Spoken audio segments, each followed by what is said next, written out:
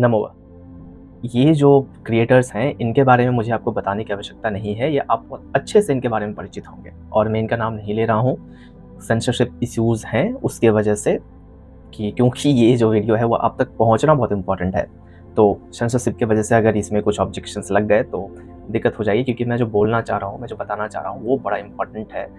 Case study के जैसा मैंने इसे प्रिपेयर किया है, तो आज की सोसाइटी में इस तरह का वीडियो पहुंचना बहुत इम्पोर्टेंट है और ये बहुत ही आवश्यक है कि इस तरह की चीज़ें लोग देखें। तो इसलिए मैं इनका नाम नहीं लूँगा, बट जो भी है रिलेटेड है, इन्हीं लोगों से रिलेटेड होगी ये सारी की सारी चीज़ें जो भी मैं अभी आपसे कहूँगा, ठीक है? तो ऐसा मेरा मानना है कि आप अभी तक जो भी सिचुएशन है उससे परिचित होंगे, और अगर नहीं भी होंगे तो ये पूरा वीडियो देख करके आपको ये तो पूरा पता चल जाएगा कि आखिर ये कंटेंट था क्या और क्यों ऐसी चीज़ें बातें हुई, क्या हुई और क्या हमें करना चाहिए, ठीक है? नहीं है किस चीज़ के बारे में, ये तो आपको पता अवश्य ही चल जाएगा। मुझसे एक छोटा-सा सवाल है कि क्या ये गलती सिर्फ़ इन्हीं लोगों की थी या सिर्फ़ इस शो की थी, जिस शो में इन लोगों ने ऐसी बातें कही थी, जिस वजह से इस समाज पर एक बहुत ही बड़ा प्रश्न उठ गया कि ये समाज में ऐसी चीज़ें या ऐसी हरकतें हो क्यों रही हैं या होने की हिम्मत कैसे हो गई, है ना? कुछ ऐसी बातें। तो क्या ये गलती सिर्फ़ इनकी थी या इस शो की थी? तो मेरा मानना है कि नहीं, ऐसा नहीं है, क्योंकि ये गलती आज की नहीं है, ये बहुत पहले से हो रही है। तो वस्तुतः जो जड़ है इसकी, जो इसका मूल कारण है वो कुछ और है और हम फ़ोकस कहीं और कर रहे हैं। तो आज भले ही ये शो बंद हो जाए, ठीक है? लेकिन कल को दोबारा इसी तरह का वापस से एक शो निकलेगा और वापस से कुछ इसी तरह की हरकतें होंगी और ये तय है, ये होना ही है, ठीक है ना? ये तब तक होगा जब तक हम मूल कारण समझ ना लें, ठीक है? तो आज भले ही 10-20 साल तक ऐसी चीज़ें दोबारा ना हो, लेकिन फिर आगे ये होनी ही है, होंगी, क्योंकि हम लोग जड़ पर काम कर ही नहीं रहे, हम लोग सरफेस लेवल पर देख रहे हैं। जस्ट एक टेम्परेरी सॉल्यूशन निकाल रहे हैं, इसका परमानेंट सॉल्यूशन हम लोगों को हम लोग पकड़ ही नहीं पा रहे हैं, ठीक है? तो ये जो कुरीति है, ये सोसाइटी में आई कहाँ से, ठीक है? और आई तो फिर इसे हम अंत कैसे करें? और अगर नहीं करें तो क्या हो जाएगा, ठीक है? तो इन सारी चीज़ों के बारे में हम लोग आज इस चलचित्र या वीडियो में समझेंगे। तो आइए समझते हैं। आपने अपने स्कूल में या आस-पास या अपने माता-पिता से या अपने परिवार के कोई मेंबर से, है ना, सदस्य से, या अक्सर इन शब्दों का उपयोग करते आपने देखा होगा, किसी को न किसी को तो देखा ही होगा, ठीक है? और तभी ये आपके दिमाग पर भी आई और पहली बार आपने इसे बोलने से पहले एक बार सोचा भी होगा, मतलब प्रयास तो किया होगा बोलने का, और बोलने से पहले सोचा भी होगा कि मैं इसे कहूँ कि ना कहूँ, है ना? और फिर आपने बोलकर देखा होगा, ठीक है? अब आप किसी भी सिचुएशन में आप बोले होंगे, हो सकता है आपने कैजुअली बोला होगा ऐसे ही बस फ्रेंड्स के आस-पास में, है ना? या फिर गुस्से में आपने बोला होगा। तो ये 2 परिस्थिति है, जिस 2 परिस्थिति में आपने इस शब्द का उपयोग किया होगा। या तो आपने शब्द का तब उपयोग किया होगा जब आप वैसे ही सर्कल में होगे, क्योंकि उस सर्कल में वहाँ पे वैसे ही लोग हैं जो इन शब्दों का प्रयोग कर रहे हैं, तो अगर आप बोलोगे तो वो आपको रोकेंगे नहीं, टोकेंगे नहीं, तो आप वहाँ पर बेझिझक बोल सकते हो, ठीक है? दूसरा परिस्थिति क्या है? दूसरी परिस्थिति है कि आपने गुस्से में बोले होंगे और आस-पास आपको अगर किसी ने टोका भी होगा तो बस थोड़ा-मोड़ा समझा के छोड़ दिया होगा कि देखो ऐसी बातें नहीं हैं, अच्छी नहीं लगती हैं, वगैरह-वगैरह टाइप से, ज़्यादा कुछ प्रेशराइज़ नहीं किया होगा। तो आपने भी बहुत हल्के में ले लिया होगा और ऐसे ही बस आपको समझ आ गया होगा कि ये सब तो लोग हल्के में लेते हैं, मैं बोल सकता हूँ, मुझे इस बोलने में कोई दिक्कत नहीं है, ठीक है? या फिर आप बोले होंगे गुस्से में और लोगों ने ऐसे इग्नोर करके छोड़ दिया होगा, या सामने वाला भी आपको गाली दे दिया होगा इसी तरीके से बोल करके, सेम शब्दों का उपयोग किया होगा, सामने वाला भी गुस्से में, और दोनों तरफ से हुई होंगी बातें। हो सकता है थोड़ी मुठभेड़ भी हुई होंगी, लेकिन चीज़ें बाद में नॉर्मल हुई होंगी और आपको लगता होगा कि ये मैं बोल सकता हूँ, ठीक है? अगर मुझे किसी सामने वाले को गुस्सा दिलाना है तो बोल सकता हूँ, या अगर मुझे गुस्सा आ रहा है तो मैं बोल सकता हूँ। किंतु आपको ये नहीं समझाया गया होगा कि ये हमारे समाज में एक्सेप्टेबल नहीं है। आप ऐसे शब्द प्रयोग में नहीं ला सकते, ये आपको नहीं बताया गया होगा। अब यदि आप इस स्पेसिफिक शब्द को समझें, तो इस शब्द में और इन्होंने जो शब्द कहे हैं या जो वाक्यांश कहे हैं, जो भी वाक्य कहे हैं इन्होंने, उन दोनों में कोई भेद ही नहीं है। दोनों समान स्तर के शब्द हैं और दोनों का जो अर्थ है वो लगभग सेम है, मतलब सिमिलर है, समान है, ठीक है? इस चीज़ को नॉर्मलाइज़ हमने ही किया है, ठीक है? ऐसा नहीं है कि ये इनकी गलती है, गलती हमारी है, हमारी इस सोसाइटी की है जिसने इस चीज़ को नॉर्मलाइज़ किया है, ठीक है? और इसके बाद ही हमें इस तरह के नतीजे देखने को मिल रहे हैं। ये केस एक सिंपल सा केस है नॉर्मलाइजेशन का, और नॉर्मलाइजेशन क्या है और ये कितना भयानक रूप ले सकता है, वो अभी आपको इस वीडियो में पता चलेगा। आज जब यही नॉर्मलाइजेशन इतना खतरनाक और भयानक रूप ले चुका है, तब हमारी आंखें खुली हैं। पता नहीं हम सोए हुए क्यों रहते हैं। जब तक अंग्रेज़ों की जो प्रताड़ना है वो चरम सीमा को लांघ नहीं जाती है, तब हमें आज़ादी का महत्व पता नहीं चलता है। जब तक अंधविश्वास के कारण हमारा समाज नीचे नहीं डूब जाता है, तब तक हमें विज्ञान का महत्व नहीं पता चलता है। जब तक नदियाँ दुर्गंध से और कचरे से भर नहीं जाती हैं, तब तक हमें नदियों का महत्व नहीं समझ में आता है। क्यों?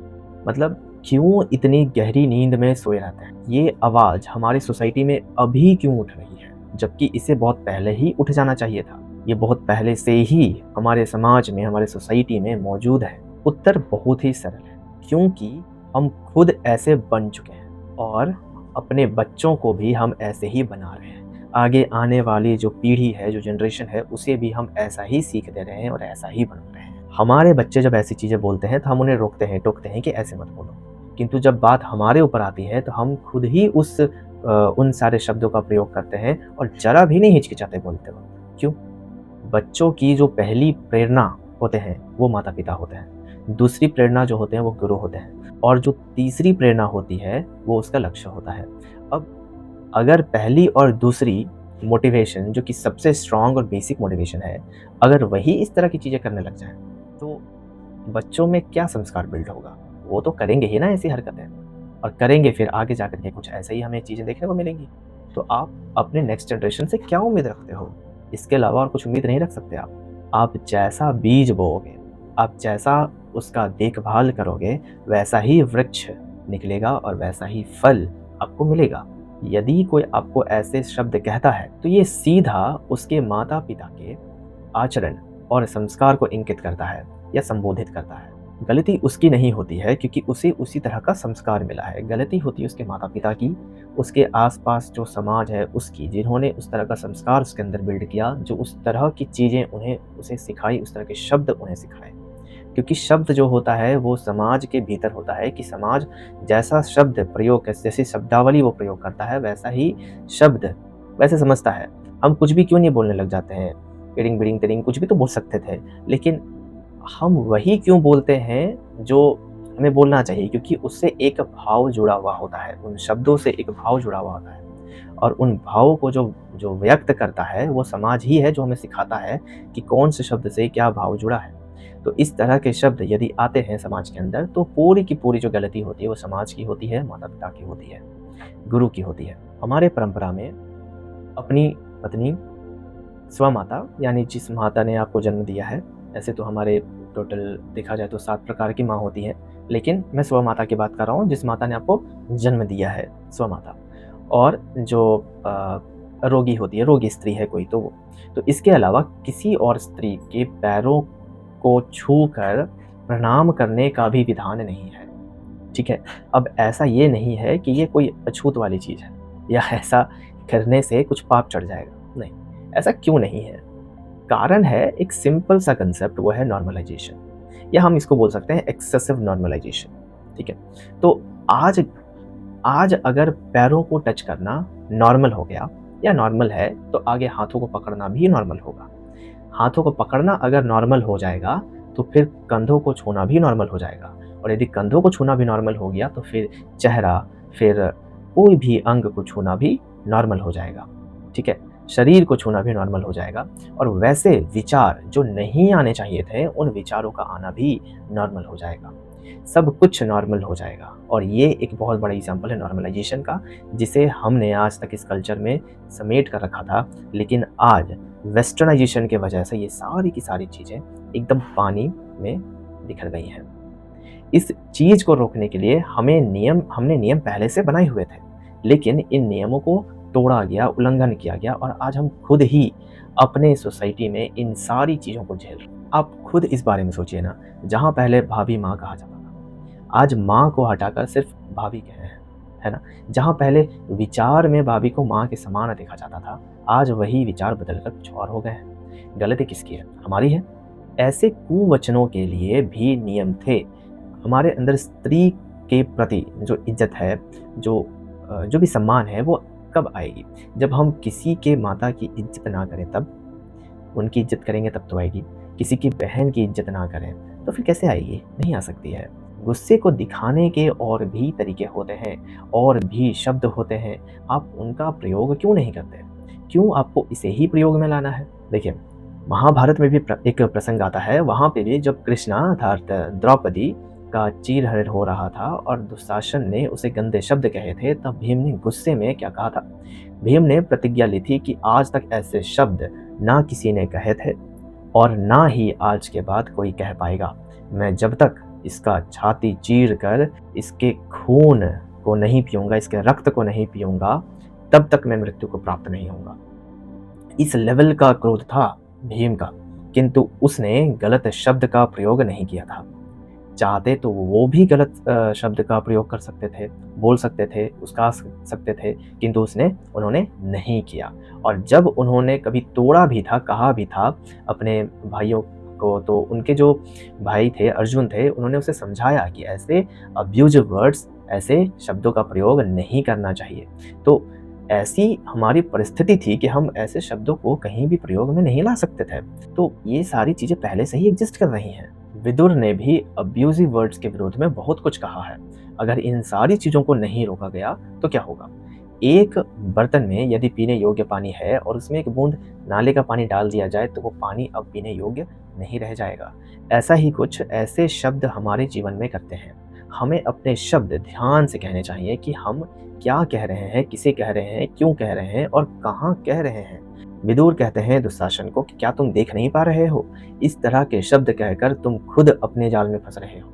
लग रहा है कि पहाड़ के बिल्कुल किनारे पर एज में आकर के तुम खड़े हो।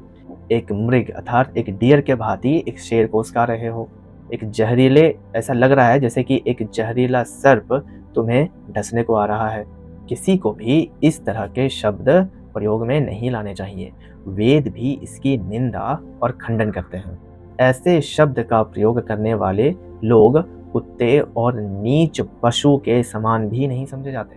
ऐसे लोग मनुष्य क्या दानव कहलाने के भी योग्य नहीं है।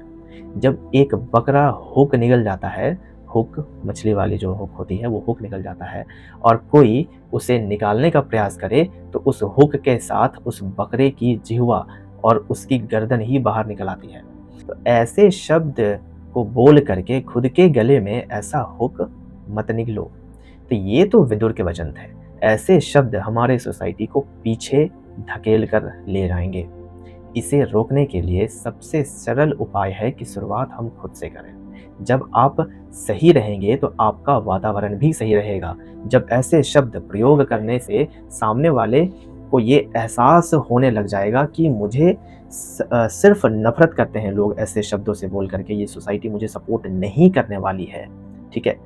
और तब वो खुद को समझाएगा या उसे समझ आएगा कि ऐसे शब्दों का प्रयोग नहीं करना चाहिए। ये सोसाइटी में परमिटेबल नहीं है। तो जब तक हमें ये समझ नहीं आएगा, ये हम समझाने नहीं लगेंगे कि ऐसे शब्द हमारे समाज में, हमारे सोसाइटी में परमिटेबल नहीं है, आप उपयोग में नहीं ला सकते, तब तक ये सारी चीज़ें नहीं बदलेंगी। तो शुरुआत हमसे ही हुई है, हमने ही इसे नॉर्मलाइज़ किया है और आज हम ये कारण भुगत रहे हैं। तो आशा करता हूँ कि आप इससे कुछ तो समझे होंगे कि ये सारी चीज़ें हो क्यों रही हैं। ठीक है? धन्यवाद।